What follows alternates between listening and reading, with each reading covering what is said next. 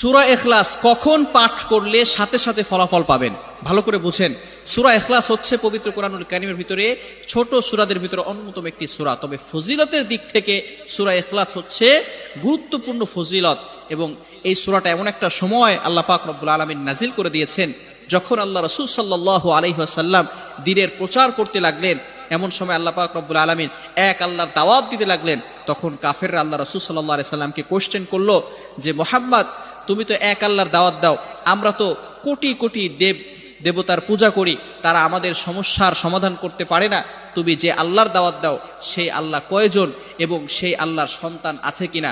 সাথে সাথে আল্লাহ পাক রব্বুল আলামিন এই কাফেরদের প্রশ্নের উত্তরে আল্লাহ রাসূল সাল্লাল্লাহু আলাইহি সাল্লামের কাছে এই সূরাটি নাজিল করলেন, কুল হুয়াল্লাহু আহাদ আল্লাহুস সামাদ লাম ইয়ালিদ ওয়া লাম ইউলাদ ওয়া লাম ইয়াকুল লাহু কুফুয়ান আহাদ।